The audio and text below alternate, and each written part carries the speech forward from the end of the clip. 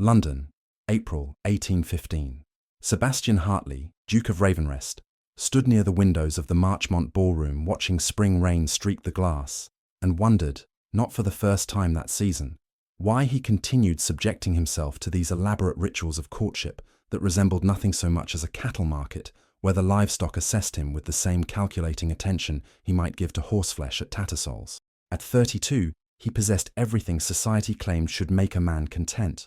A dukedom inherited at 23, when his father succumbed to apoplexy, estates in 3 counties producing annual income exceeding £40,000, a London residence in Berkeley Square that had been in his family for 5 generations, a face that women called handsome and men called fortunate, and the kind of social position that opened every door and guaranteed deference from everyone he encountered, regardless of whether he deserved such treatment through any quality beyond accident of birth.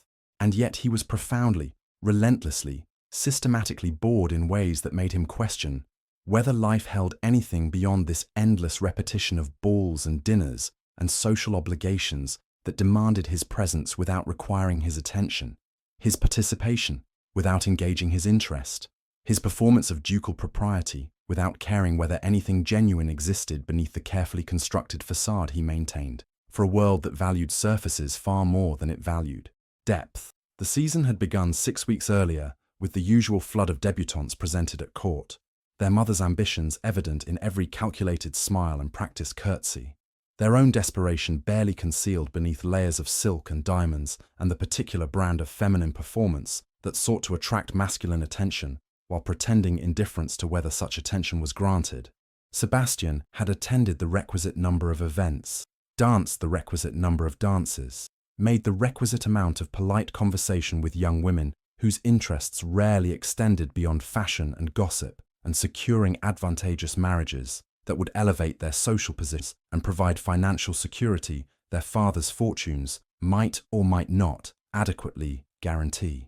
He had been pursued, quite obviously, by Miss Lavinia Pemberton, whose father's banking fortune required aristocratic connection to achieve full social acceptance. He had been cornered, quite deliberately, by Lady Caroline Ashford, whose family's declining finances made a wealthy husband not merely desirable, but necessary for maintaining their estates and their position. He had been introduced, quite transparently, to at least a dozen other young women whose mothers engineered encounters with the kind of strategic precision that would have impressed military commanders, whose every word and gesture suggested they had been coached extensively on how to appeal to a duke's preferences, even when those preferences remained entirely mysterious to the young women themselves. Not one of them had asked him a single question that suggested genuine curiosity about who he was beyond his title and his wealth. Not one of them had demonstrated any interest in his thoughts or his opinions, or anything that might reveal whether a person existed beneath the ducal exterior. They wanted the Duke of Ravenrest, certainly, with an intensity that might have been flattering if it had not been so transparently transactional, so obviously unrelated to anything personal or particular about Sebastian himself. But they did not want him, did not care to know him, would have been equally content with any other duke or marquis or earl of sufficient wealth and position to satisfy their ambitions and their family's requirements. The rain intensified against the windows, blurring the view of the terrace beyond where a few brave souls had ventured despite the weather, their figures distorted through water-streaked glass into impressionistic shadows that moved without clear purpose or direction. Sebastian found himself envying them their willingness to escape the oppressive heat and artificial gaiety of the ballroom, their apparent preference for honest discomfort over the suffocating politeness that characterized every interaction within these. "You look like a man contemplating escape," Lord Edmund Fairfax observed, appearing at Sebastian's elbow with 2 glasses of champagne and the knowing expression of someone who had observed this particular mood many times. Edmund had been Sebastian's closest friend since their years at Eton, one of the few people who treated him as a man rather than a title, who offered honest opinions rather than calculated agreement, who could be trusted to tell uncomfortable truths when comfortable lies, would have been easier and more welcome. Sebastian accepted the champagne without taking his eyes from the rain. "I am contemplating whether another hour of this constitutes duty fulfilled, or merely self-inflicted torture that serves no purpose beyond maintaining appearances that benefit no one. The mothers will be disappointed if you," Edmund said with amusement that suggested he found Sebastian's predicament entertaining rather than sympathetic. I have counted at least 7 strategic positioning maneuvers in the past 20 minutes designed to place you in proximity to their daughters. Lady Pemberton has been particularly determined. Miss Lavinia has been stationed near the refreshment table for the better part of an hour, in the evident hope that you might require sustenance. Miss Lavinia deserves better than a husband who married her because she happened to be conveniently located near the champagne, Sebastian said, the words emerging more sharply than he had intended. They all deserve better than what I could offer them, which amounts to little beyond financial security and social position purchased through marriage to a man who would spend the rest of his life resenting them for being exactly what they were raised to be. Edmund studied him for a moment, with the assessing attention of someone attempting to determine whether his friend's mood represented temporary disaffection or something more concerning. You have grown remarkably cynical for a man who once claimed to believe in the possibility of love. I believed in the possibility of love when I was young enough to imagine that 2 people might choose each other for reasons beyond strategic advantage, Sebastian replied. Experience has taught me otherwise. Every woman I have encountered this season wants the Duke of Ravenrest. None of them wants Sebastian Hartley. None of them would recognize Sebastian Hartley if he materialized before them, stripped of title and wealth, because they have never bothered to look beyond the surface of what I represent to discover whether anything of substance exists beneath. Perhaps you have been looking in the wrong places, Edmund suggested. Perhaps the women who would suit you are not the ones being paraded before you at balls and assemblies, but the ones who avoid such gatherings because they find them as tedious and superficial as you do.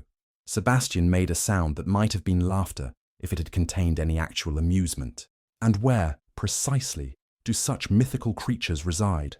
I have encountered no evidence that women immune to ducal appeal exist outside of novels and fairy tales designed to comfort men who wish to believe that somewhere a woman might value them for qualities beyond rank and fortune.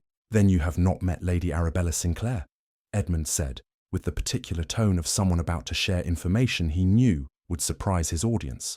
Recently returned to London after 5 years managing her family's estate in Hertfordshire. Unfashionable, unconventional, utterly uninterested in securing a husband, and possessed of the rather extraordinary quality of treating dukes exactly as she treats everyone else, which is to say with polite indifference, unless you prove yourself interesting enough to merit actual attention. Sebastian turned from the window, interest stirring despite his cynicism. You make her sound like a character invented specifically to contradict my worldview. I assume she exists primarily in your imagination, or has some significant flaw that explains why she remains unmarried, at what I assume must be a rather advanced age if she has spent 5 years in the country. She is 26, Edmund said, and remains unmarried because she has refused every proposal she has received, including one from Viscount Hartley, who offered her 40,000 a year and complete financial security.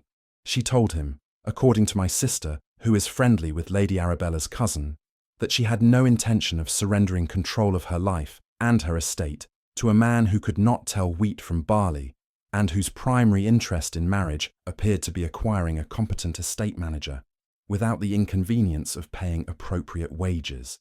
Something in Sebastian's chest shifted, lightened, responded to this description of a woman who apparently valued autonomy over financial security, competence over empty flattery, honesty over the kind of strategic self-presentation that characterized every interaction he had experienced this season. She sounds formidable.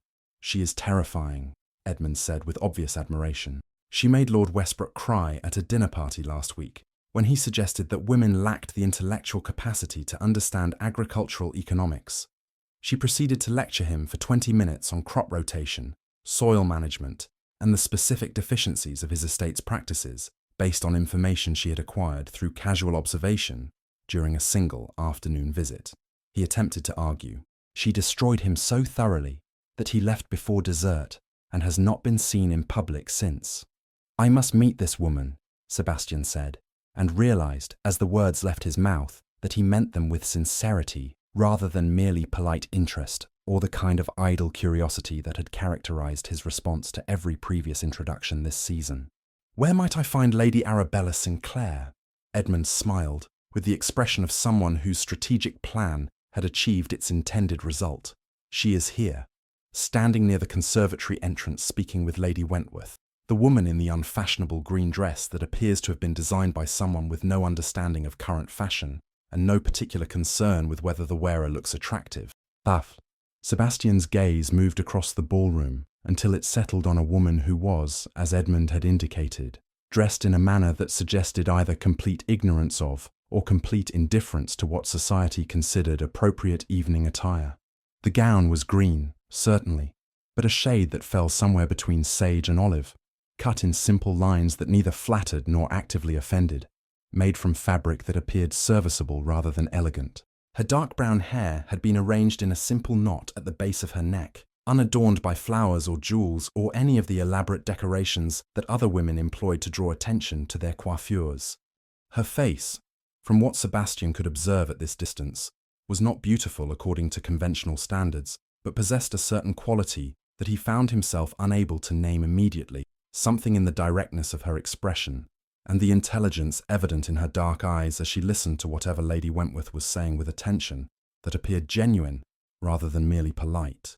She was not plain exactly, but she was certainly not fashionable, not designed to attract masculine attention through physical appeal, not concerned with whether anyone found her attractive, as she stood there listening and occasionally responding with comments that made Lady Wentworth laugh with what appeared to be real amusement rather than the forced gaiety that characterized most ballroom interactions. "She looks exactly as you described," Sebastian said, aware that something in his voice had changed, had acquired interest and curiosity that had been entirely absent moments earlier.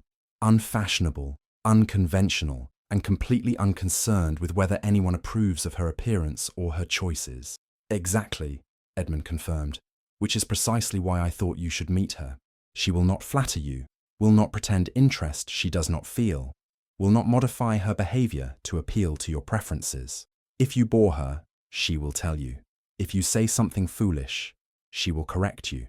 If you attempt to charm her with the techniques that work on other women, she will see through you immediately and dismiss you as unworthy of her time." You make meeting her sound like voluntarily subjecting myself to judgment I am likely to fail," Sebastian observed, though the prospect intrigued him rather than deterred him in ways he could not entirely explain. "I make meeting her sound like encountering someone who might actually be worth your attention," Edmund corrected. "Someone who might prove interesting enough to dispel the boredom that has been making you insufferable for the past 6 weeks. Someone who might demonstrate that not every woman in London is interested in dukes for their titles and their wealth." Sebastian set down his champagne glass with decision that surprised him. "Introduce me." They crossed the ballroom, navigating around dancing couples and conversing groups, approaching the conservatory entrance where Lady Arabella Sinclair still stood speaking with Lady Wentworth. As they drew closer, Sebastian had opportunity to observe her more carefully, to notice details that distance had obscured. She was taller than average, perhaps 5 feet 7 inches, with posture that suggested either military training or exceptional confidence in her right to occupy space without apologizing for her presence. Her hands, when she gestured to emphasize a point, were not the delicate, decorative hands of women who had never performed manual labor, but the capable, practical hands of someone accustomed to actual work. Her dress, examined more closely, was even less fashionable than he had initially thought, cut in a style that had been outdated 3 years earlier and made from fabric that appeared designed for durability rather than beauty. She wore no jewelry beyond a simple gold chain with a small locket, no decoration beyond a single ribbon in her hair that matched the green of her gown.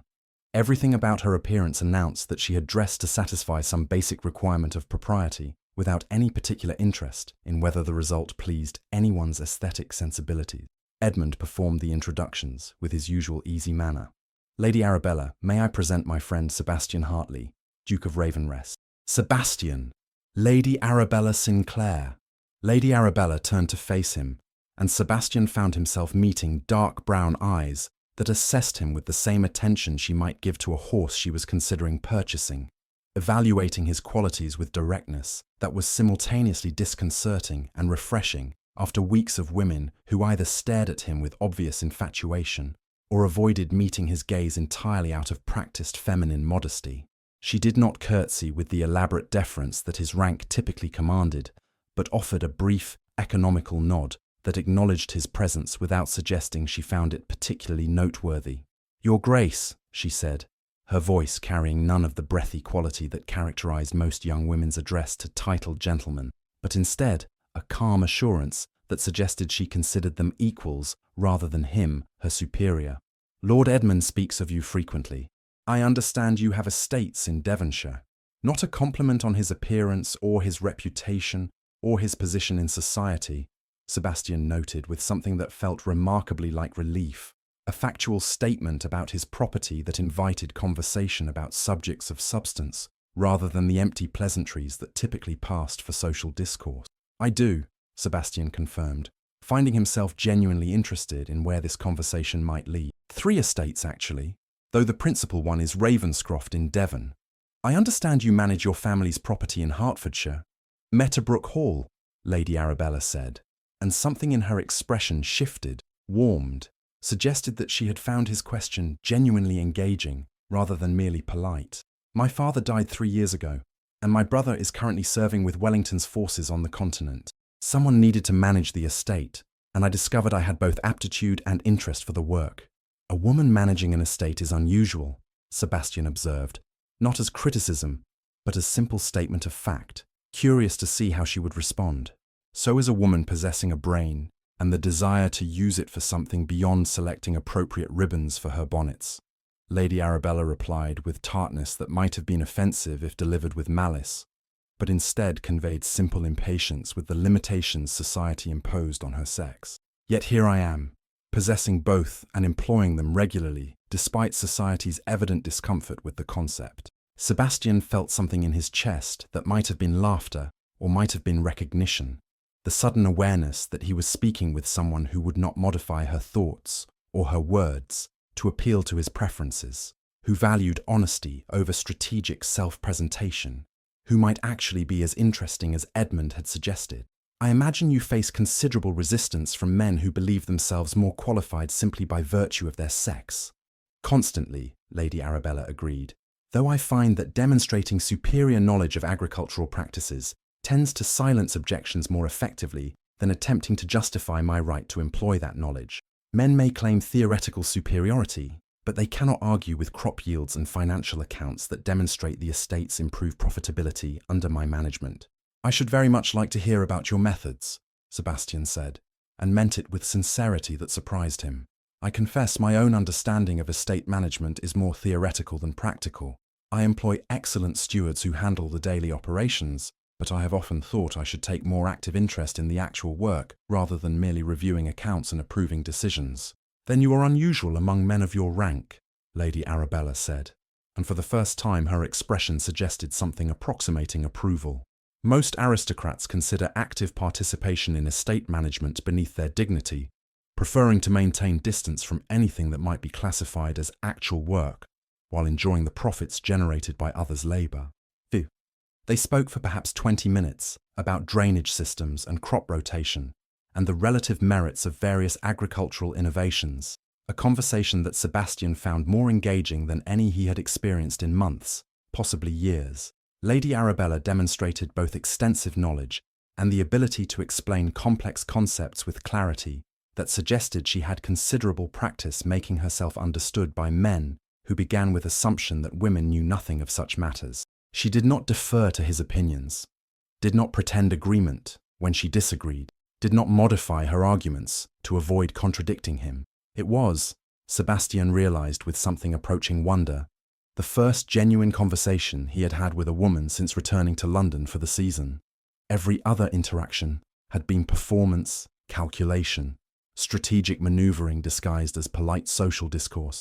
This was actual exchange of ideas between two people who both possessed knowledge worth sharing and interest in subjects beyond their own strategic advantages. When the music shifted to a waltz, Sebastian made decision that felt both inevitable and slightly dangerous. Lady Arabella, would you do me the honour of dancing this waltz with me? Lady Arabella's expression changed, shifted from engaged interest to something that resembled wariness or perhaps disappointment, as though he had just revealed himself to be exactly what she had hoped he was not. I think not. I do not waltz. It was the first direct refusal Sebastian had received in longer than he could remember. Women did not refuse dances with dukes. Women competed for the opportunity to dance with dukes. Women employed elaborate strategies to ensure they were positioned appropriately when dukes issued invitations. You do not waltz at all, Or you do not waltz with me specifically, Sebastian, curious despite the sting to his pride that he had not anticipated feeling. I do not waltz with gentlemen whose interest in me appears to be novelty-driven curiosity about the eccentric woman who manages estates and makes viscounts cry, Lady Arabella said with bluntness that was simultaneously brutal and refreshing. You spent 20 minutes speaking with me about agricultural practices with what I will grant seemed like genuine interest. But I am not naive enough to mistake that interest for anything beyond the kind of temporary fascination with the unusual that characterizes bored aristocrats seeking entertainment during a tedious season. She turned to leave, then paused and looked back at him with expression that was not unkind, but certainly not encouraging.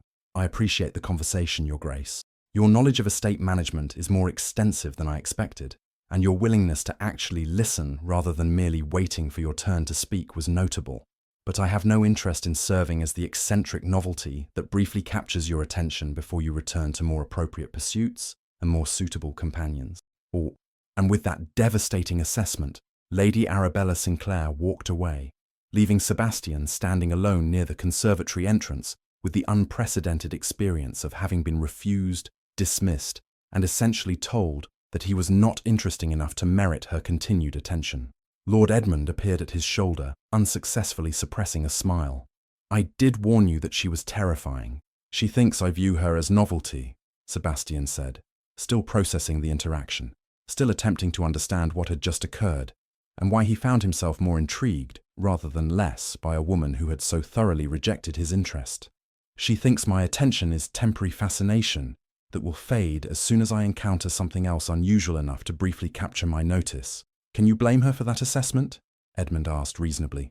You are a duke who has shown no interest in any woman this season, despite being pursued by every eligible lady, and you spend 20 minutes discussing agriculture with the one woman who refuses to flatter you, then immediately request a waltz. From her perspective, you are either conducting an experiment to see whether you can charm the uncharmable, or you find her refusal intriguing precisely because it is a refusal and therefore novel in your experience. Sebastian could not argue with this logic, because it contained uncomfortable amount of truth he could not entirely deny.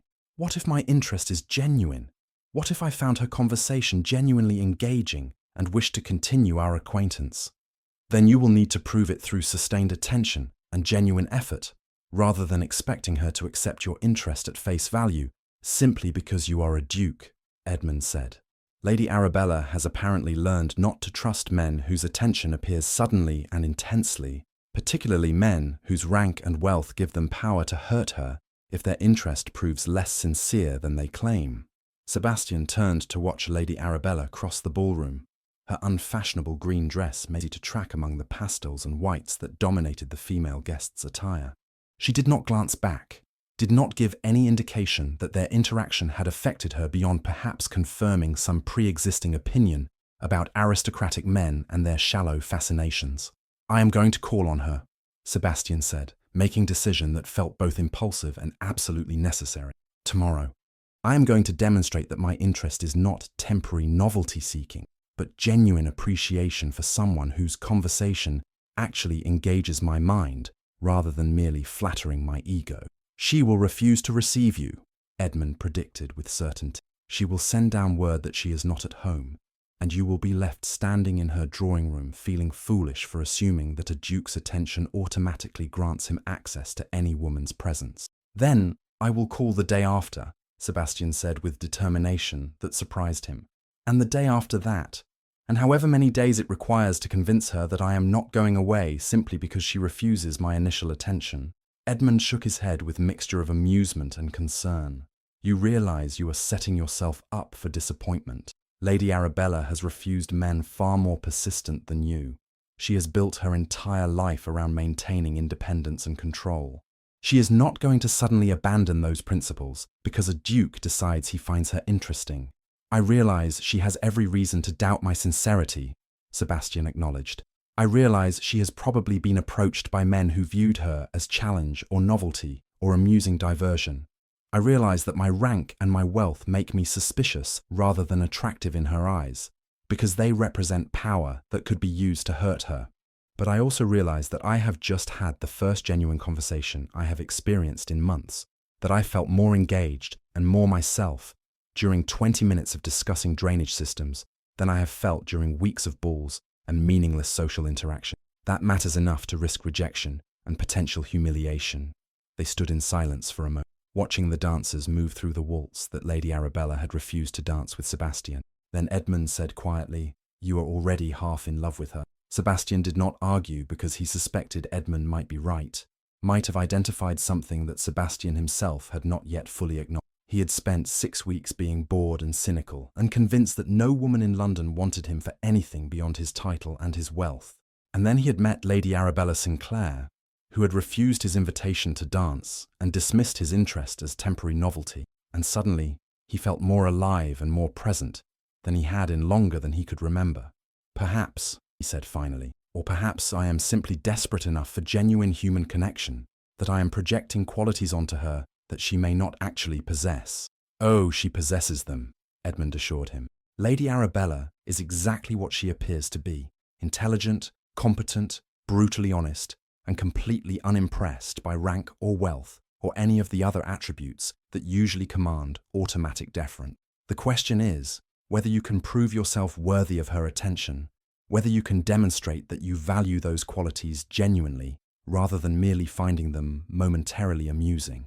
Sebastian accepted this challenge with resolve that felt both foolish and absolutely right.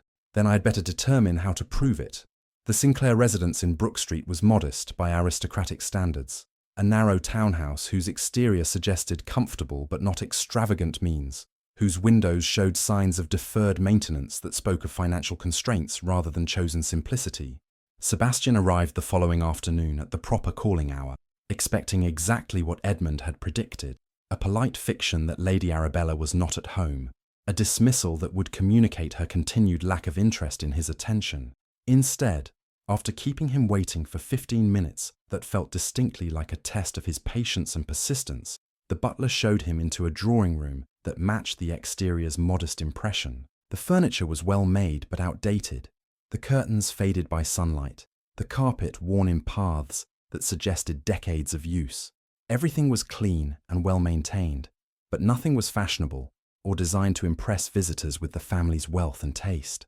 Lady Arabella sat near the window with account books spread on a small table before her, dressed in a day gown of pale blue muslin that was as simple and unfashionable as the green dress she had worn the previous evening. She looked up as Sebastian entered, her expression neutral, neither welcoming nor actively hostile, merely acknowledging his presence with the same polite attention she might give to any unexpected visitor. "Your Grace," she said, making no move to rise or to set aside her work. "I confess I am surprised to see you. I did not expect that our conversation last evening would generate sufficient interest to prompt an actual call." Sebastian remained standing, uncertain whether he should take a seat uninvited, given the distinct lack of encouragement in her manner. "I came to apologize for offending you, and to request the opportunity to continue the conversation we began about estate management." "I was not offended," Lady Arabella said, her tone suggesting she was stating a fact rather than offering reassurance. "I was merely establishing boundaries and expectations to prevent future misunderstandings. Men of your rank often believe that their attention is a gift that should be received with gratitude, regardless of whether the recipient actually desires it. I wish to make clear that I do not subscribe to that particular delusion." "I understand," Sebastian said, though he was not entirely certain he did. "Might I sit?" Lady Arabella gestured toward a chair across from her without particular enthusiasm. "If you wish. Though I should warn you that I have accounts to review and limited time to devote to social calls that serve no practical purpose beyond satisfying curiosity or alleviating boredom." Sebastian sat, recognizing that he was being tested, that she was deliberately making this difficult to determine whether his interest was substantial enough to survive active discouragement. "I came to ask your opinion on a drainage problem I am experiencing on my Devonshire estate. You mentioned last evening that you had successfully addressed similar issues at Meadowbrook Hall, and I hoped you might be willing to share your methodology." Something in Lady Arabella's expression shifted, not warmth exactly, but at least reduction of the wariness that had characterized her initial reception. "You came to ask my professional advice?" "Yes," Sebastian confirmed. "I have consulted 3 different experts, all of whom have proposed different solutions, none of which I find entirely convincing. You spoke last evening with authority and evident practical experience. I thought your perspective might be valuable. Lady Arabella studied him for a long moment, clearly attempting to determine whether this request was genuine or merely clever strategy to gain her attention. Describe the problem. For the next hour, they discussed drainage systems and soil composition and the various technical considerations that affected agricultural productivity.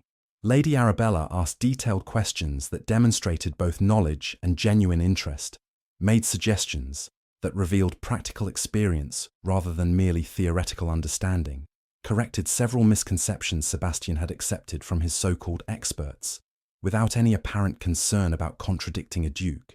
It was, once again, the most engaging conversation Sebastian had experienced in longer than he could recall. Lady Arabella treated him as an intellectual equal, whose ideas deserved consideration, but also required scrutiny, whose rank granted him no automatic authority on subjects where knowledge and experience mattered more than titles. She did not defer, did not soften her criticisms, did not pretend to agree when she thought he was wrong. When he finally took his leave, Sebastian felt more energized and more present than he had in months, aware that he had just spent an hour being genuinely himself rather than performing the role of duke for an audience that cared more about his position than his person. "Thank you for your time and your expertise, Lady Arabella," he said at the door. "Your advice has been invaluable." "You are welcome, Your Grace," she replied, with expression that remained carefully neutral. "I hope it proves useful. Might I call again?" Sebastian asked, aware that he was risking another refusal, but unable to prevent himself from seeking assurance that this would not be their last interaction. "I suspect other questions will arise as I implement your suggestions, and I would value your continued guidance." Lady Arabella hesitated, and in that hesitation, Sebastian saw conflict, uncertainty about whether to grant access or maintain distance. "I suppose that would be acceptable," she said finally, "provided your visits have genuine purpose beyond merely seeking my company." It was not enthusiastic welcome, but neither was it refusal. Sebastian accepted it as the qualified permission it was, and took his leave before she could reconsider. Over the following 3 weeks, Sebastian called on Lady Arabella 6 times. Each visit was justified by some specific question about estate management or agricultural practice. Each conversation lasted approximately an hour, and each interaction left Sebastian more convinced that Lady Arabella Sinclair was the most fascinating woman he had ever encountered. She was not beautiful in conventional terms. Her features were regular but unremarkable, her figure acceptable but not notable, her manner too direct and her speech too unguarded to be considered properly feminine by society's standards. But she possessed intelligence that engaged him completely, honesty that refreshed him after years of calculated social performance, and competence that commanded respect regardless of her sex. She also, Sebastian noticed with frustration that bordered on despair, showed absolutely no indication that she viewed him as anything beyond a source of intellectual stimulation and perhaps useful connection for addressing agricultural questions. She never flirted, never attempted to engage his romantic interest, never behaved in any manner that suggested she considered him a potential suitor, rather than merely an acquaintance who shared her professional interests. "You are in love with her," Edmund observed one afternoon at White's, stating it as fact rather than question. "And she has absolutely no idea." "She has no interest," Sebastian corrected bitterly. "She sees me as a useful resource for discussing estate management, nothing more. I have called on her 6 times. I have spent hours in conversation with her.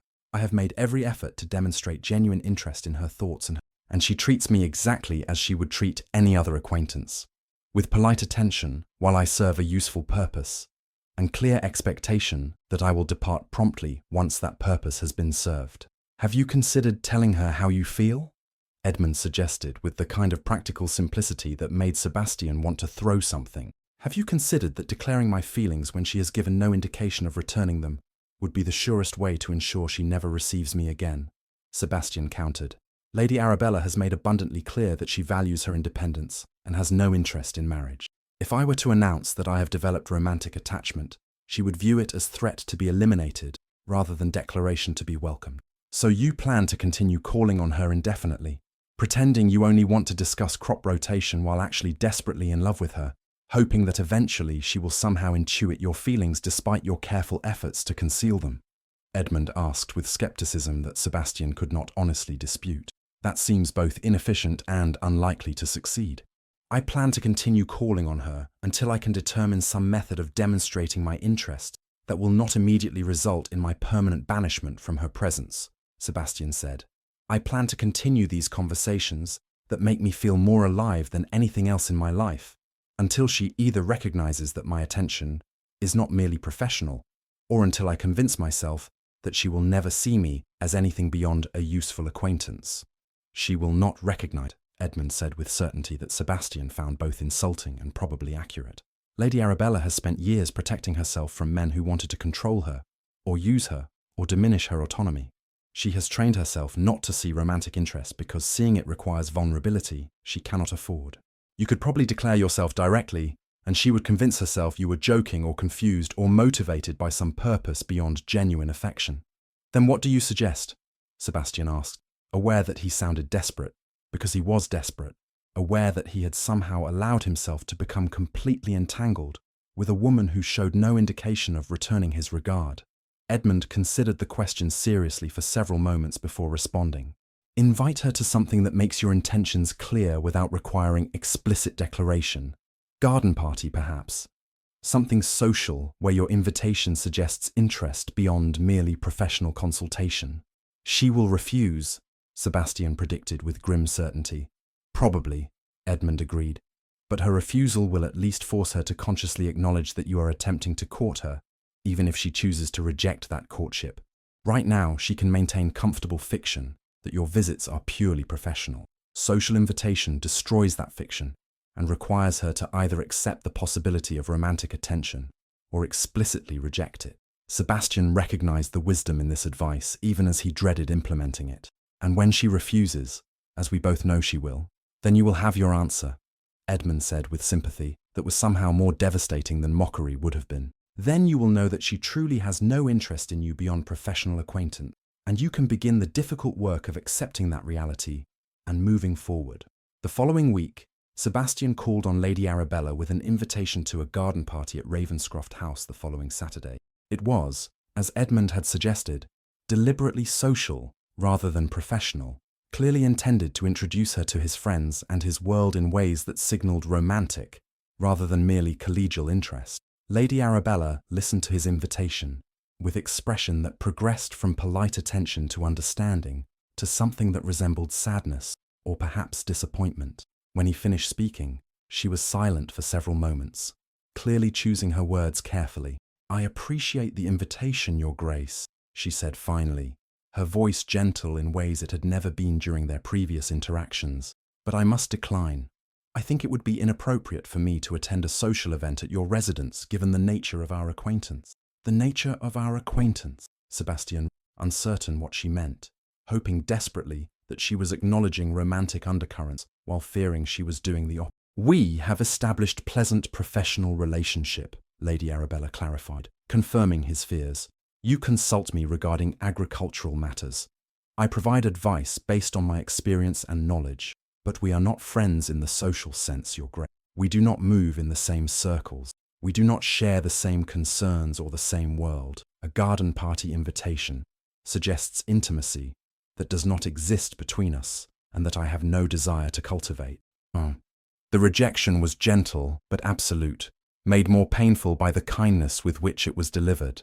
"I see," Sebastian said, though he did not see, did not understand how she could be so blind to what he thought must be obvious, how she could honestly believe his interest was limited to agricultural consultation when he had spent weeks finding excuses to see her. "I hope we can continue our professional interactions," Lady Arabella continued, and now there was something in her voice that sounded almost like regret. "I value your intelligence and your genuine interest in estate management, but I cannot in good conscience attend social events that might be misinterpreted as romantic interest when I have no such feelings and no desire to develop them." "Of course," Sebastian said, rising to leave before his devastation became too obvious to conceal. "I apologize for the presumption. I clearly misunderstood the nature of our acquaintance." "There is nothing to apologize for," Lady Arabella said, and she stood as well, looking at him with expression that held both compassion and firmness.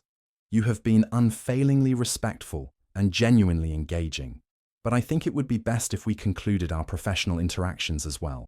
I fear that continuing them might create false expectations or uncomfortable situations that would benefit neither of us. She was dismissing him entirely, Sebastian realized, not merely refusing the garden party invitation, but ending their acquaintance completely. I understand, he managed to say, though the words felt like they were being dragged from somewhere deep in his chest. Thank you for your time and your expertise, lady. He left before she could say anything further. Left before the humiliation and disappointment became too great to maintain ducal composure. Left knowing that he had just lost something precious before he had ever truly possessed it. 3 weeks passed during which Sebastian did not call on Lady Arabella, did not attempt to see her, did not send notes or gifts, or make any effort to restore their acquaintance. He attended social events with the same dutiful resignation he had felt before meeting her, danced with the appropriate young ladies, made the appropriate conversation, and felt absolutely nothing beyond the hollow awareness that he was performing rather than living. You are miserable, Edmund observed one evening at yet another ball, where Sebastian stood near the windows, watching rain and remembering other rain, other windows, the night he had first seen Lady Arabella and thought himself bored with his life. I am functioning adequately, Sebastian corrected, without much conviction. You are the saddest person I have ever encountered, who is not actually in mourning, Edmund said bluntly. You have been wandering through society like a ghost for 3 weeks. You need to either win her or accept that you have lost her and move forward. She made abundantly clear that she has no interest in being won, Sebastian said. She dismissed me entirely. She ended our acquaintance. She could not have been more definitive in her rejection. She ended your acquaintance because she was frightened, Edmund said, and something in his tone made Sebastian turn to look at him. My sister spoke with Lady Arabella's cousin, who says that Lady Arabella has been equally miserable these past 3 weeks. Apparently, she misses your visits quite desperately, but convinced herself that ending the acquaintance was necessary to protect herself from the inevitable pain when you grew bored with her and moved on to more appropriate companions. Sebastian felt something in his chest that might have been hope or might have been renewed pain. She thinks I would grow bored with her. She thinks you already have grown bored with her, Edmund corrected. She thinks that ending the acquaintance was simply accelerating the inevitable, that you were conducting an experiment in whether you could make the unconventional woman develop inappropriate feelings, and that once the novelty wore off, you would have discarded her anyway. That is absolutely not what I was doing, Sebastian protested with force that surprised him. We know that, Edmund said patiently. Everyone with functioning eyes knows that you are desperately in love with her, but Lady Arabella has apparently convinced herself that your interest cannot possibly be genuine because she is not beautiful or fashionable or appropriate, and therefore any attention from a duke must be either cruel jest or temporary fascination that will fade as soon as you remember that you are supposed to marry someone society considers suitable. Sebastian closed his eyes against the wave of frustration and helplessness that threatened to overwhelm him. How do I convince her otherwise? You cannot convince her with words, Edmund said simply. She will not believe declarations. She will not trust protestations. She will interpret every attempt to verbally persuade her as evidence that you are either deluded or manipulative. You can only convince her through actions that demonstrate commitment beyond what could be explained by temporary interest or cruel game. What actions? Sebastian asked, genuinely at a loss. What could I possibly do that would convince a woman who has protected herself so thoroughly from exactly this kind of emotional vulnerability that my feelings are genuine? Edmund was silent for a long moment. I do not know, he admitted finally. I do not know what would break through her defenses. I only know that you must do something, because watching you both suffer separately when you could potentially be happy together is intolerable to observe. Lady Arabella Sinclair sat in her small drawing room, reviewing the same accounts she had been attempting to review for the past hour, without successfully absorbing a single line of text. The numbers blurred before her eyes, meaningless symbols that refused to coalesce into coherent information because her mind was elsewhere, focused on thoughts she should not be having about a man she had quite deliberately dismissed from her life. She missed him. She missed Sebastian Hartley, Duke of Ravenrest, with intensity that was both irrational and impossible to deny. She missed their conversations about drainage systems and crop rotation. She missed the way he listened with genuine attention rather than merely waiting for his turn to speak. She missed the intelligence in his grey eyes and the rare smile that transformed his typically serious expression into something approaching joy. She missed feeling interesting, valued, seen in ways that had nothing to do with her usefulness or her competence, and everything to do with simply being herself, which was, of course, precisely why she had ended their acquaintance. Because she had caught herself beginning to care, beginning to hope, beginning to imagine that perhaps his interest might be genuine rather than merely temporary fascination with the unconventional. And such hope was dangerous, potentially devastating, likely to result in pain far greater than the current manageable ache of missing someone she had known for only a few weeks. Men like Sebastian Hartley did not develop genuine romantic interest in women like her. They married beautiful debutantes from appropriate families who understood how to manage aristocratic households and navigate society's complex hierarchies. They did not marry unfashionable women who managed estates and made viscounts cry and wore outdated dresses that suggested either poverty or complete indifference to current fashion.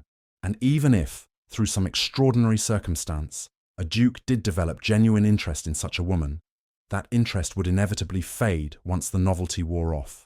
Once he remembered that society expected different choices, once he recognized that marrying someone so completely unsuitable would damage his reputation and disappoint everyone who depended on him to maintain appropriate standards. Better to end it now, Lady Arabella had reasoned. Better to accept the manageable pain of separation than to allow herself to develop deeper attachment that would make the eventual rejection unbearable. Better to protect herself through withdrawal than to risk the kind of devastation that came from trusting someone who would ultimately prove unworthy of that trust. The logic was sound. The decision had been correct. She knew this with absolute certainty. And yet she was profoundly, relentlessly, systematically miserable in ways that made her question whether protecting herself from potential future pain was worth the guaranteed present suffering she was experiencing. 4 weeks after Sebastian's final visit, Lady Arabella received an invitation to a charity auction benefiting veterans of the recent wars with France. The invitation was not unusual. She attended such events regularly when in London, but the timing was unfortunate given her current preoccupation with thoughts of a certain duke and her desperate attempts to banish those thoughts through sheer force of will. Nevertheless, duty demanded attendance. More importantly, her estate manager had written to inform her that the Turner property, a crucial parcel of land adjacent to Meadowbrook Hall that she had been attempting to acquire for 3 years, would be auctioned as part of the charity event. The land contained a water source essential for her planned irrigation improvements, and acquiring it would solve several significant agricultural challenges she had been unable to address through other means. She could not afford to miss the auction, regardless of her emotional state or her desire to avoid social events where she might encounter Sebastian. The auction was held at the Montrose residence, a grand establishment in Mayfair whose ballroom had been converted to accommodate the event. Paintings and sculptures and various donated items were displayed for viewing before the actual bidding began. Lady Arabella arrived early, dressed in a serviceable brown gown that had seen better days, carrying the maximum amount she could afford to spend on the Turner property, £3,000 that represented a significant portion of her annual income and would strain her finances considerably if she succeeded in acquiring the land. She examined the property documents carefully, confirming boundaries and water rights, ensuring that purchasing would actually serve her purposes. Everything appeared in order. She settled into a seat near the back of the room, prepared to wait through the preliminary auction items until the land came up for bidding. And then Sebastian Hartley, Duke of Ravenrest, entered the ballroom. Lady Arabella's breath caught. She had not seen him in 4 weeks, had carefully avoided any social event where she might encounter him, had successfully maintained distance that protected her from the pain of his presence and the temptation to weaken her resolve and seek renewal of their acquaintance. But here he was, looking exactly as she remembered, tall and dark-haired and serious, dressed in impeccable evening clothes, moving through the room with unconscious grace that came from lifetime of certainty that he belonged wherever he chose to be. He had not seen her, she realized with relief that felt more like disappointment. He was speaking with Lord Fairfax near the front of the room, paying no attention to the crowd, giving no indication that he was searching for anyone in particular. Perhaps she could observe the auction without his notice, could bid on the Turner property without interaction, could escape afterward without having to speak with him or acknowledge his presence, or risk the kind of emotional vulnerability she had worked so hard to avoid. The auction began with a series of paintings and decorative items that held no interest for Lady Arabella. She waited patiently, using the time to calculate and recalculate her bidding strategy, to determine her absolute maximum offer, to prepare herself for the possibility that someone else might value the land enough to exceed her capacity.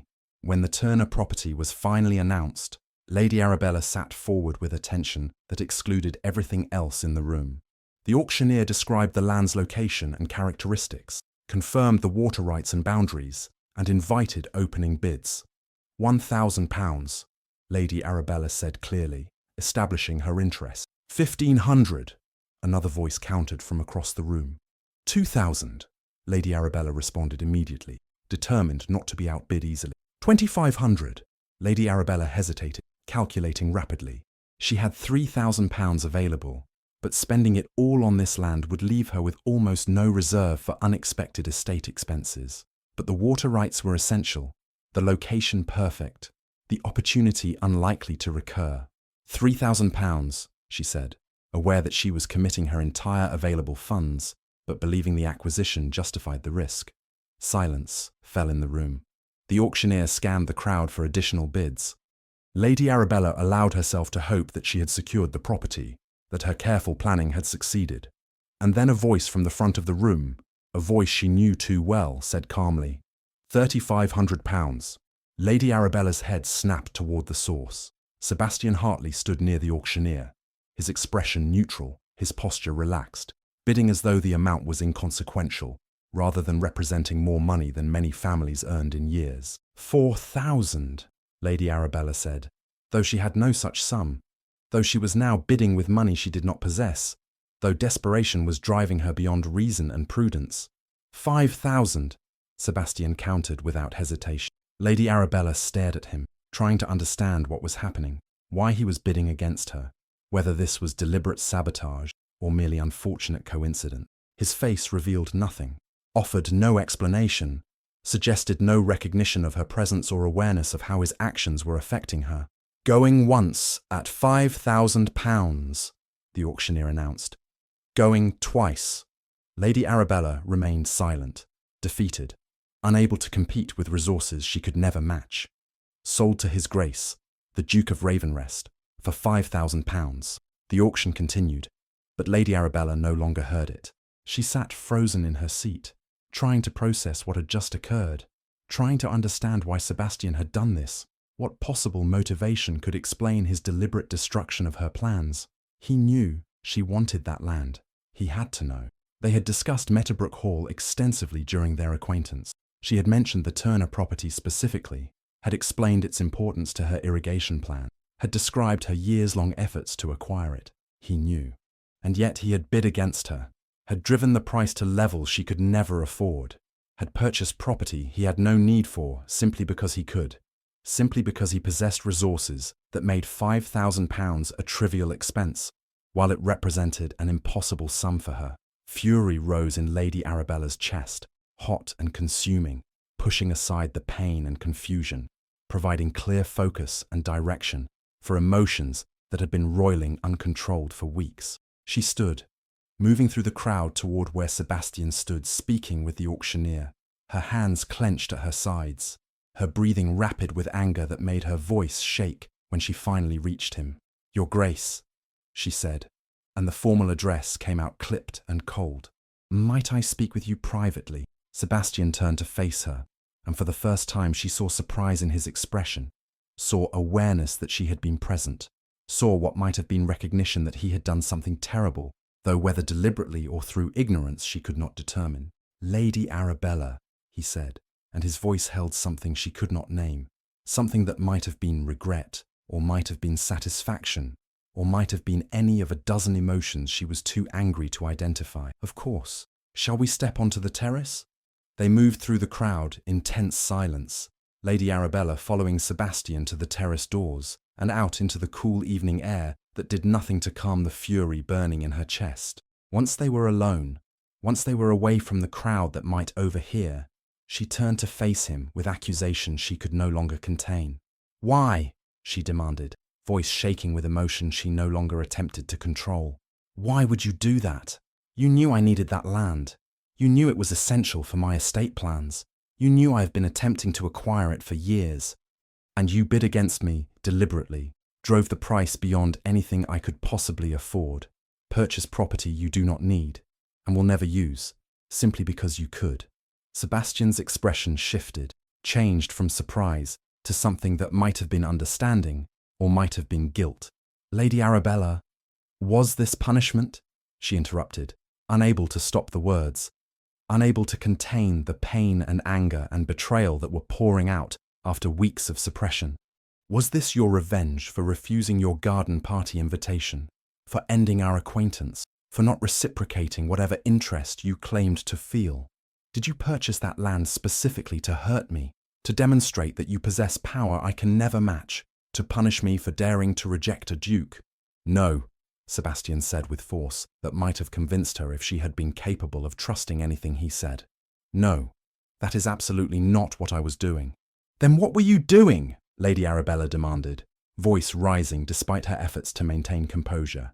Explain to me why a man who supposedly values me and respects my work would deliberately sabotage my estate plans, would spend £5,000 on property he does not need simply to ensure I cannot have it. I was going to give it to you, Sebastian said, and the words emerged with desperate sincerity that gave Lady Arabella pause despite her fury. I was going to purchase it anonymously and have it transferred to you as a gift, as a way of demonstrating that I care about you and your work, that I want to support your success, even if you will not allow me to be part of your life.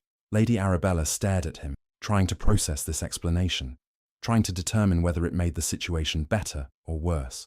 You were going to give me £5,000 worth of land anonymously. Yes, Sebastian confirmed. I was going to have my solicitor handle the transfer. You would never have known it came from me. You would have simply received the deed and been able to proceed with your irrigation plans without financial strain. And did it not occur to you, Lady Arabella said, voice dropping to dangerous quietness, that I might bid on the property myself, that I might be present at the auction, that your anonymous generosity would result in public humiliation and financial devastation when you bid against me and force me to spend money I do not possess attempting to compete with resources I could never match? Sebastian's face paled as the full implications of his actions became apparent. I did not know you would be here. I did not think. You did not think, Lady Arabella agreed bitterly. You did not think that your grand gesture might have consequences beyond your intended kindness. You did not think that I might be harmed by actions you meant to help. You acted with the arrogance of a man who has never had to consider how his choices affect those with less power, less wealth, less ability to simply purchase solutions to their problems. I apologize, Sebastian said, and his voice held genuine anguish that might have moved her if she had not been so deeply hurt, so thoroughly angry. I apologize for not anticipating how this would affect you. I apologize for acting without adequate thought. I apologize for hurting you when my intention was the opposite. Your intention was to make me dependent on your generosity, Lady Arabella said, understanding crystallizing as she spoke, pain sharpening into clarity. Your intention was to bind me to you through obligation, to make me grateful for gifts I never requested, to demonstrate your wealth and power while positioning yourself as my benefactor. You wanted to prove that you could give me what I could not acquire myself, that I needed you, that my independence was illusion that could be shattered by a duke with sufficient resources and determination. No, Sebastian protested with vehemence that suggested truth, but that Lady Arabella could not afford to believe. I wanted to give you something you needed without requiring gratitude or obligation. I wanted to support your work because I value you, and because I know you would never accept help if you knew it came from me. You wanted to manipulate me into dependence, Lady Arabella said, with finality that came from certainty she could not question. You wanted to prove that I need you, that my self-sufficiency is fantasy that crumbles when confronted with real obstacles I cannot overcome alone. Well, you have succeeded, Your Grace. You have demonstrated quite effectively that I am powerless against men of your rank and resources, that my years of work can be destroyed by a duke's whim, that my independence extends only as far as you permit it. She turned to leave, needing to escape before the fury gave way to tears, before the pain overwhelmed the anger that was currently sustaining her. "Lady Arabella, please," Sebastian said, and his voice held desperation that might have affected her if she had been capable of feeling anything beyond hurt and betrayal. "Please allow me to explain. Please give me the opportunity to make this right." "There is nothing to explain, and nothing that can make this right," Lady Arabella said without turning back. "You have made your position clear. You have demonstrated that you view me as a project to be managed, a problem to be solved through application of your superior resources. I should have recognized this earlier, should have understood that a duke's interest in an unfashionable woman could never be genuine appreciation, but only another form of conquest disguised as respect." She left before he could respond, left before she broke entirely, left knowing that whatever small hope she had harbored that Sebastian's interest might be real had been thoroughly destroyed by his actions, however well-intentioned they might have been. Sebastian stood alone on the terrace long after Lady Arabella departed, stood in the cool evening air attempting to understand how his careful plan had gone so catastrophically wrong. He had meant to help her. He had meant to demonstrate his regard through actions rather than words. He had meant to give her the one thing she needed most, without requiring gratitude or creating obligation. Instead, he had humiliated her publicly, forced her to acknowledge financial limitations she worked desperately to overcome, and confirmed every fear she harbored about his intentions and his character. Edmund found him there an hour later, still standing motionless, staring at nothing. "I heard what happened. The entire auction heard what happened. It was loudly whispered about for the remainder of the event. I destroyed everything," Sebastian said, voice hollow with recognition of how completely he had failed. "I meant to give her what she needed. I succeeded only in taking from her the dignity and independence she values above everything else." "Your intentions were good," Edmund offered, though his tone suggested he recognized the inadequacy of this comfort. "My intentions were arrogant," Sebastian corrected brutally. "I assumed I knew what she needed better than she knew herself. I assumed I could solve her problems through application of resources she does not possess. I assumed that my wealth and power could be used beneficently without considering how she might experience actions that, however well meant, demonstrated exactly the kind of inequality and dependence she has spent years attempting to avoid." "What will you do?" Edmund asked. Sebastian had no answer. He had pursued Lady Arabella for weeks, had tried to demonstrate genuine interest, had attempted to prove that his regard was not temporary novelty, but sincere appreciation for who she was. And with one thoughtless action, he had destroyed any possibility that she might believe, might trust him, might allow him into her life in any capacity. "I will send her the deed," Sebastian said finally, making decision that felt both necessary and insufficient. "I will transfer the Turner property to her with a letter explaining my actions and my intentions. I will not ask for her forgiveness or her understanding. I will simply give her what she wanted in the first place and remove myself from her life as she has requested repeatedly." "And if she refuses the gift?" Edmund asked. "If she sees it as another attempt to manipulate her into obligation, then I will have to accept that I have lost her through my own arrogance and stupidity," Sebastian said with desolation that made his voice shake, despite his efforts to maintain composure. "Then I will have to live with the knowledge that I encountered the only woman who has ever made me feel genuinely alive, and I destroyed any possibility of relationship through actions that revealed me to be exactly what she feared I was, a privileged man who believes wealth and power solve all problems without understanding how they create new ones." 2 days later, Lady Arabella received a package from Sebastian's solicitor. Inside was the deed to the Turner property, transferred entirely into her name without conditions or restrictions, along with a letter written in Sebastian's hand. She stared at the documents for a long time before opening the letter, uncertain whether she wanted to read his explanation, uncertain whether any words could justify his actions or repair the damage he had caused. Finally, she unfolded the pages and read, "Lady Arabella, I am sending you the Turner property deed without conditions. It belongs to you now, transferred entirely and irrevocably, requiring nothing from you in return, except perhaps the small mercy of reading this letter before you burn it, as I fully expect you to do. I have spent 2 days attempting to write something that might explain my actions at the auction, might justify the pain I caused you, might persuade you that my intentions were not what you believe them to be. But every attempt sounds like exactly the kind of self-serving rationalization that values my comfort over your legitimate anger, that prioritizes my need to be understood over your right to feel betrayed. So I will not offer explanations or justifications. I will simply state facts and allow you to interpret them however you choose. Fact: I attended the auction specifically to bid on the Turner property with the intention of purchasing it anonymously and having it transferred to you as a gift. Fact: I did not know you would be present at the auction. I did not anticipate that my bidding would force you into public competition that demonstrated your financial limitations. Fact: I should have anticipated these possibilities. My failure to do so reveals exactly the kind of thoughtless privilege you accused me of possessing, the assumption that my actions have only intended consequences without considering how they might affect those with less power and fewer resources. Fact: I love you. I have loved you since the evening you refused to dance with me and told me I was seeking novelty rather than genuine connection. I have loved you through every conversation about drainage systems and crop rotation. I have loved you through your dismissal of our acquaintance and through the 4 weeks I spent attempting to respect your clearly stated wishes while desperately hoping you might change your mind. Fact: my love does not entitle me to anything from you. It does not justify my actions at the auction. It does not obligate you to forgive me or to grant me another opportunity to demonstrate that I am capable of behaving better than I have thus far proven. Fact: you were correct about everything you said on the terrace. I acted with arrogance.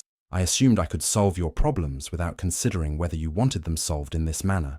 I demonstrated exactly the kind of privileged thoughtlessness that makes dependence inevitable, regardless of intentions. Fact: the Turner property is yours now without strings or expectations. I will not contact you again unless you explicitly request such contact. I will not pursue you further. I will not impose my presence on your life. Fact: I am sorry. I am sorry for the pain I caused. I am sorry for the humiliation. I am sorry for confirming your worst fears about me. I am sorry that I failed to be the man I wanted to be, the man I hoped you might eventually believe I could be. You deserve the Turner property because you need it for your estate plans. You deserve my absence because I have demonstrated that my presence causes you harm, however, unintentionally. You deserve happiness and success and freedom from men who cannot manage to respect your independence, even when they claim to value it. I hope you achieve everything you have planned for Meterbrook Hall. I hope the irrigation improvements succeed beyond your expectations. I hope you find the satisfaction and purpose you deserve. And if some part of you, despite everything I have done, still harbors any affection for the man you spent those weeks in conversation with, if you think there might be any possibility that we could begin again with better understanding of what you need and what I must learn to give, then I am here. I will wait. I will hope. I will be whatever you need me to be if you grant me the opportunity to try again. But if not, if my actions have destroyed whatever chance we might have had, then please accept my gratitude for the weeks you gave me, for the conversations that made me feel alive, for the brief glimpse of what my life might have been if I had been wise enough to deserve you. With regret, respect, and love that persists despite having no right to, Sebastian Lady Arabella read the letter 3 times, each reading revealing new layers, new nuances, new evidence of genuine feeling beneath the formal language. He had not attempted to justify his actions. He had not prioritized his comfort over her pain. He had stated facts and accepted responsibility and offered the kind of honesty she had claimed to value. And he had said he loved her, had written it plainly without pretense or qualification, had admitted to weeks of feeling she had convinced herself could not possibly exist, had offered to wait, to hope, to try again if she would permit it. She should refuse. She should recognize this as another manipulation, another attempt to obligate her through carefully calculated vulnerability.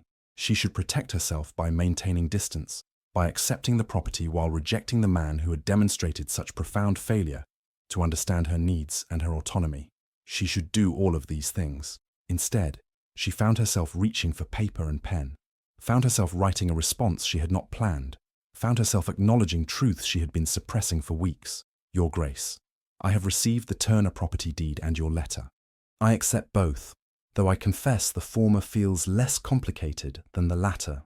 You hurt me at the auction. You humiliated me publicly.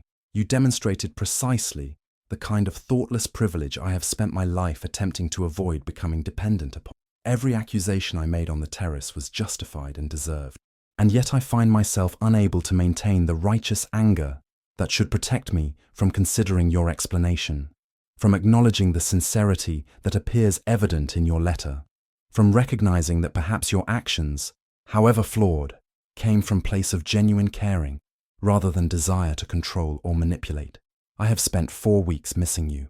I have spent 4 weeks attempting to convince myself that my misery was proof I had made the correct decision by ending our acquaintance, that pain was necessary cost of protecting myself from greater future suffering. I have spent 4 weeks being absolutely certain that your interest in me could not possibly be genuine, that a duke could not possibly love a woman like me, that hope was delusion that would inevitably result in devastating disappointment. Your letter has made certainty difficult to maintain. I am afraid. I am afraid to trust feelings that seem too good to be true. I am afraid to believe that you might actually see value in me beyond novelty or temporary fascination. I am afraid that allowing myself to hope will set me up for pain far worse than what I am currently experiencing. But I am also afraid of something else.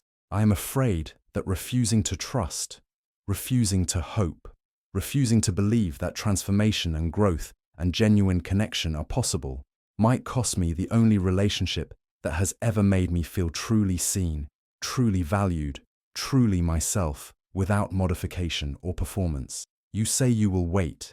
You say you will hope. You say you will be whatever I need you to be if I grant you opportunity to try again. I need you to be patient. I need you to be honest, even when honesty makes you vulnerable. I need you to respect my independence while allowing me to be dependent sometimes when circumstances require it. I need you to see me as capable and strong and worthy, while also recognizing that capable, strong, worthy people sometimes need help and support and partnership. I need you to understand that loving me will require learning to balance support with autonomy, generosity with respect for my agency, care with acknowledgement of my competence. Can you do these things? Can you be these things? Can you love me in ways that honor who I am rather than attempting to make me into someone more appropriate for a duchess? If you believe you can, if you are willing to try, if you understand that this will require effort and patience and willingness to make mistakes and learn from them, then I am willing to try as well. I am willing to believe that perhaps your interest is genuine, that perhaps your love is real, that perhaps we might build something together if we are both brave enough and patient enough to work through the fear and mistrust and all the ways our different experiences have shaped us. Come see me. Come prepared to have difficult conversations about what we need from each other. Come ready to listen more than you speak. Come willing to prove through sustained action rather than momentary gestures that you mean what you say. Come soon. I am not good at waiting. Arabella. She sent the letter before she could reconsider, before fear could override hope, before self-protection could triumph over the possibility of genuine connection. Sebastian arrived at the Sinclair residence the following afternoon, arriving at the earliest acceptable calling hour, bringing nothing but himself and the determination to listen, to learn, to prove, through whatever means necessary, that his love was genuine and his commitment was real.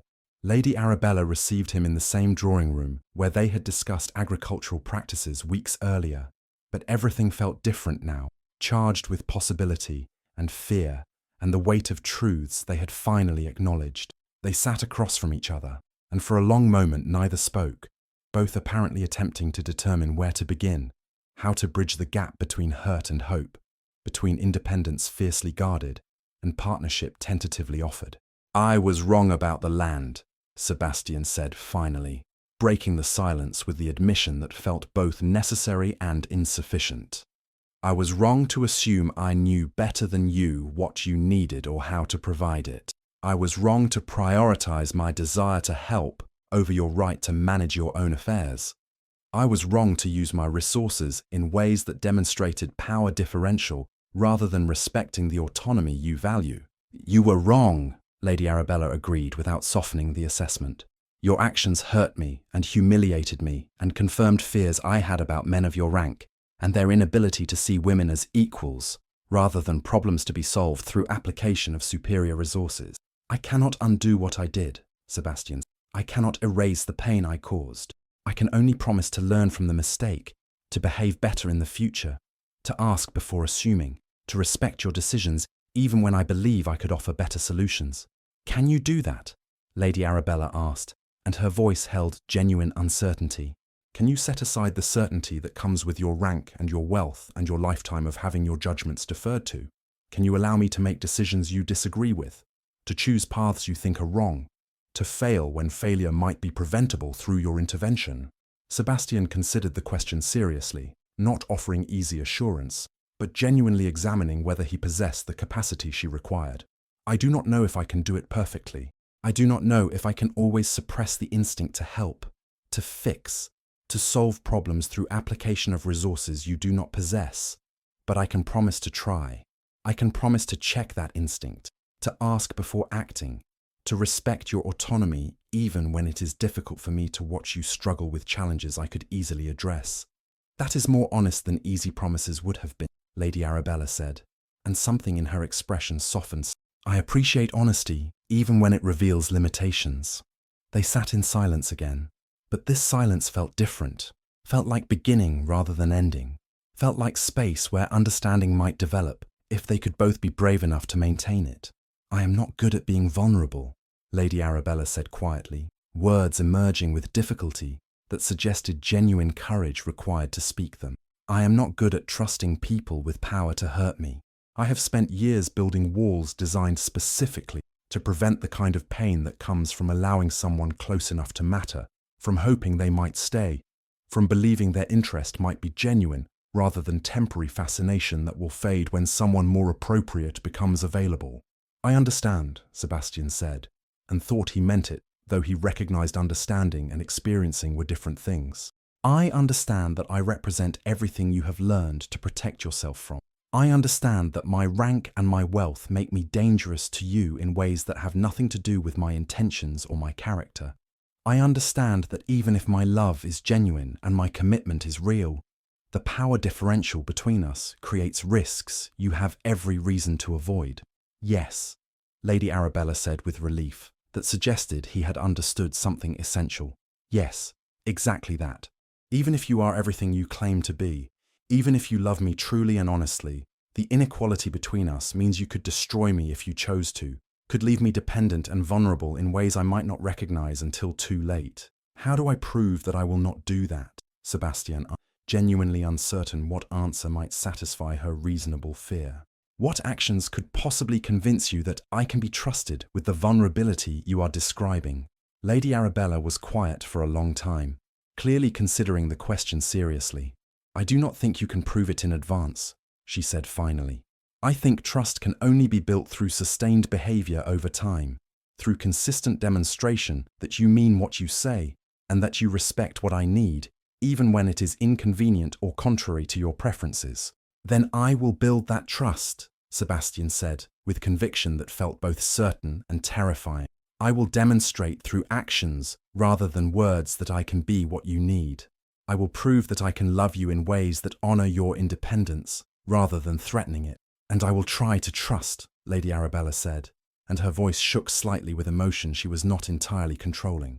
I will try to believe that perhaps your interest is genuine, that perhaps your love is real, that perhaps we might build something together if we are both willing to work at it. Something shifted in the air between them, something that felt like possibility, like the beginning of transformation, like two people who had been moving separately toward the same destination, finally recognizing they might travel together if they could navigate the difficult terrain between them. I love you, Sebastian said, not as declaration demanding response, but as simple statement of fact. I love your intelligence and your competence and your brutal honesty. I love the way you refuse to modify yourself to appeal to expectations. I love the way you make viscounts cry and refuse to dance with dukes. I love everything about you that society finds inappropriate and unfashionable and unsuitable for someone of my position. Lady Arabella's eyes filled with tears she did not attempt to hide or explain. I love you too, she said, and the words emerged with mixture of joy and fear.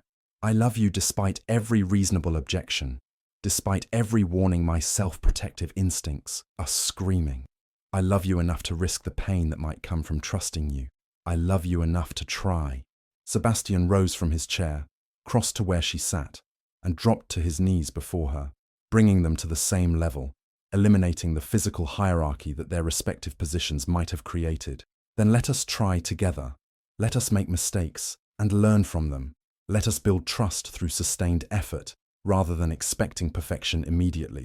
Let us be patient with each other and honest with each other and brave enough to believe that perhaps we deserve happiness, even though nothing about our circumstances suggests this should work. Lady Arabella reached out, touched his face with trembling hand, traced the line of his jaw with fingers that conveyed both tenderness and uncertainty. "I am terrified," she admitted. "So am I," Sebastian said honestly. "I am terrified that I will disappoint you, that I will fail to be what you need, that I will make mistakes that destroy what we are attempting to build. But I am more terrified of not trying, of allowing fear to prevent the only relationship that has ever made me feel genuinely alive." "Then we are both terrified together," Lady Arabella said, and somehow that shared fear felt less overwhelming than either would have experienced alone. Perhaps that is where all worthwhile things begin, with two people frightened enough to know the stakes, but brave enough to try anyway. Sebastian leaned forward slowly, giving her time to withdraw if she chose, and when she did not pull away, he kissed her gently, carefully, with all the tenderness and hope and love he had been carrying for weeks. She responded with equal care, equal hope, equal love that had been suppressed but never truly absent. When they finally separated, both were crying, both were smiling, both were recognizing that they had just begun something that would require courage and patience and willingness to be vulnerable in ways neither had anticipated. "This will be difficult," Lady Arabella said. "Yes," Sebastian agreed. "Society will disapprove," she continued. "Almost certainly," he confirmed. "Your family will be horrified that you are courting someone so completely unsuitable," she observed. "Undoubtedly," Sebastian said with complete lack of concern. "And yet you still want to try?" Lady Arabella asked, needing confirmation, needing reassurance, needing to hear again that he understood the challenges and chose her anyway. "I want nothing else," Sebastian said with absolute conviction. "I want you. I want partnership with someone who challenges me and engages me and makes me better than I am alone. I want conversations about drainage systems and arguments about agricultural practices and a future where I know myself loved not for what I represent, but for who I am beneath all performance and position." "Then you shall have it," Lady Arabella said, and her smile was radiant despite the tears, joyful despite the fear. "You shall have me exactly as I am, unfashionable and inappropriate and unsuitable. You shall have honesty, even when it is uncomfortable, and partnership, even when it is complicated, and love that persists through difficulties, because it is based on genuine recognition rather than strategic advantage." Ituri. They sat together for hours that afternoon, talking and planning and imagining what their future might hold, recognizing that nothing would be easy or simple, but believing that perhaps the difficulty was worth confronting, if it meant building something real, something genuine, something that honored who they both were rather than requiring either to become someone different to fit the other's expectations. The announcement of Sebastian's courtship of Lady Arabella Sinclair created exactly the scandal both had anticipated. Society was outraged that the Duke of Ravenrest was pursuing someone so completely inappropriate, someone whose unfashionable appearance and unconventional behavior made her entirely unsuitable for the position of Duchess. The gossip was vicious and immediate. Lady Victoria Huntington declared at a ball that Lady Arabella must be a fortune hunter who had employed some form of trickery or manipulation to ensnare a duke who should have known better. Lady Eleanor Fitzwilliam suggested that Lady Arabella had compromised Sebastian in some manner, forcing his hand through scandal that had been carefully engineered to trap a wealthy husband. The assumptions were always the same, that Lady Arabella must have done something calculating or underhanded to attract Sebastian's interest, because obviously a woman of her appearance and situation could not possibly have won a duke's genuine affection through legitimate means. Lady Beatrice Wentworth, one of Lady Arabella's few allies in society, warned her one afternoon that the wolves were circling and would show no mercy. "They will attempt to destroy you," Beatrice said bluntly. "They will spread rumours designed to make Sebastian doubt you or to make you so uncomfortable that you withdraw from the courtship. They will attack your character, your motives, your suitability for any position beyond managing rural estates in obscurity. Let them. Lady Arabella said with calm that came from certainty rather than bravado. Let them say what they wish. Their opinions matter less to me than Sebastian's trust, and his trust has been built through weeks of honest interaction rather than on the foundation of what society considers appropriate. The attacks intensified rather than subsiding. Invitations that had been extended were suddenly withdrawn. Women who had previously been civil turned their backs in obvious snubs. Men made pointed comments about women who elevated themselves through strategic seduction of men whose judgment had been temporarily impaired by unconventional appeal. Sebastian faced equal pressure from a different direction.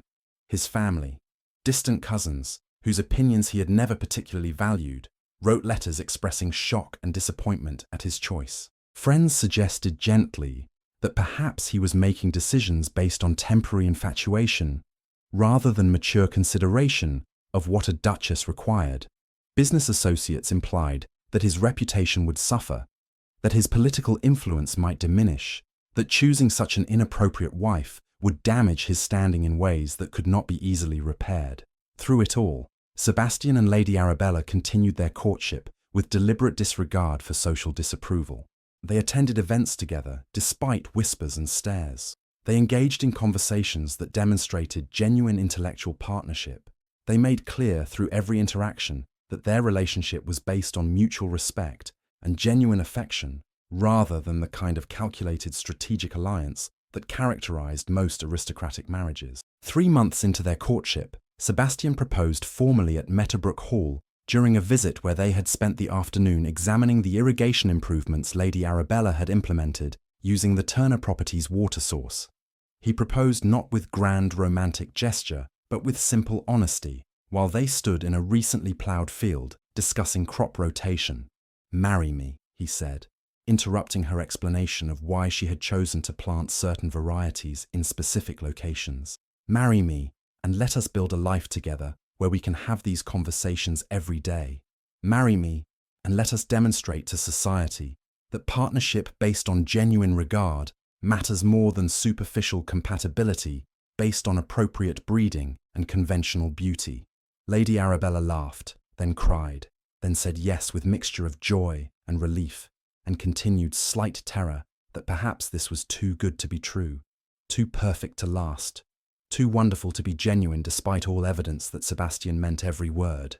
They married 6 weeks later in a small ceremony at Meadowbrook Hall's chapel, attended by perhaps 30 people who genuinely cared about their happiness, rather than the hundreds who would have attended a fashionable London wedding out of duty or curiosity. Edmund Fairfax served as Sebastian's witness. Lady Beatrice Wentworth stood with Lady Arabella. The marriage scandalized society for approximately 3 months before being superseded by newer outrages and different scandals. The wolves moved on to fresh targets. The gossip subsided into occasional comment about the eccentric Duke of Ravenrest and his inappropriate wife, who apparently spent more time discussing agriculture than attending balls. Sebastian and Arabella settled into life divided between Meadowbrook Hall and Ravenscroft, spending months in each location, managing both estates with shared interest and genuine partnership. They argued regularly about methods and approaches, challenged each other's assumptions, maintained the intellectual engagement that had first attracted them to each other. They loved each other with depth that came from genuine knowing rather than romantic fantasy, with commitment that deepened over time, rather than fading as novelty. 3 years after their marriage, their son Edward was born, delivering himself into the world with robust health and his mother's dark eyes. Sebastian held his child and felt completion he had not known he was missing, felt purpose beyond anything title or wealth had ever provided.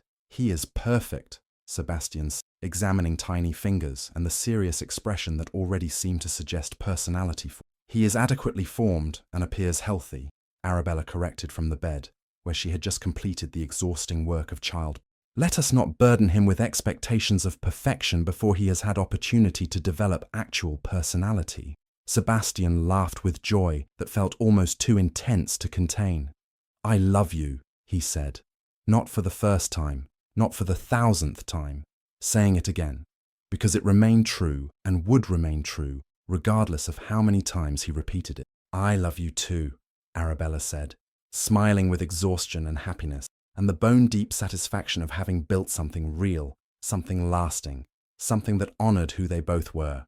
Even when you make ridiculous pronouncements about our infant's perfection before he has demonstrated any qualities beyond basic biological function, they had built a life together that was prosaic, domestic, utterly unglamorous by society's standards. They spent evenings discussing estate matters rather than attending balls.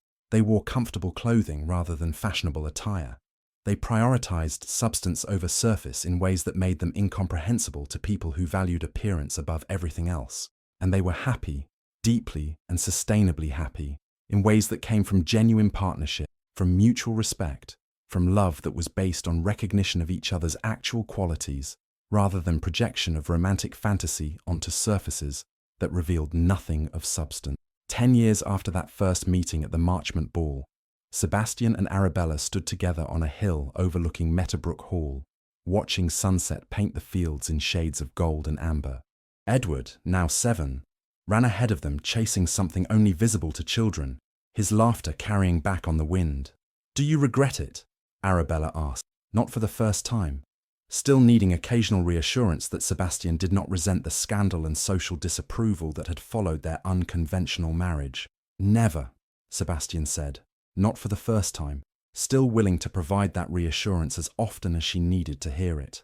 "I regret only that I spent 32 years not knowing you, that I wasted time being bored and cynical instead of finding you sooner. You found me when you were ready to find me," Arabella said, with the wisdom that came from years of reflection. "You found me when you had grown sufficiently dissatisfied with superficiality to recognize value in substance. You found me when you were capable of seeing beyond surfaces to recognize partnership worth pursuing, despite every rational objection." "I found you when you were brave enough to refuse me," Sebastian corrected. "I found you when you dismissed my interest and forced me to prove that my attention was genuine rather than accepting it at face value. I found you when you had courage to protect yourself, even though that protection meant risking the possibility that my feelings were real." They stood in comfortable silence, watching their son explore the estate that would someday be his, watching the land they had improved together through partnership and shared labor, watching sunset that was beautiful without requiring their notice. That would be beautiful whether anyone observed it or not. "I am happy," Arabella said, the words emerging with something approaching wonder, as though she still found it slightly surprising despite a decade of evidence. "I am genuinely, sustainably, deeply happy in ways I did not believe possible when I was refusing to dance with you at that first ball." "So am I," Sebastian said, pulling her close, feeling the solid warmth of her against him, feeling gratitude for the courage they had both needed to build this life. "So am I." They had learned that love was not about perfection, was not about meeting society's expectations, was not about becoming what others thought they should be. They had learned that love was about courage, about trust built slowly through sustained honesty, about willingness to be vulnerable despite risk, about choosing partnership with someone who saw you clearly and valued what they saw. They had learned that the only woman who didn't want the Duke had been the only one worth wanting. That refusal based on self-protection was sometimes the beginning of the truest acceptance, that love earned through patience and proved through action was worth more than any attraction based on superficial appeal or strategic advantage. The Duke and Duchess of Ravenrest walked back toward their home as twilight deepened, their son running ahead of them, their hands joined, their future stretching before them, full of the same partnership and purpose and genuine regard that had carried them through the past decade and would carry them through decades still. They had found each other when neither was looking, when both had reasons to protect themselves, when every rational consideration suggested they were an impossible match, and they had built something real anyway, something lasting, something that proved that love was possible for those brave enough to believe they deserved it.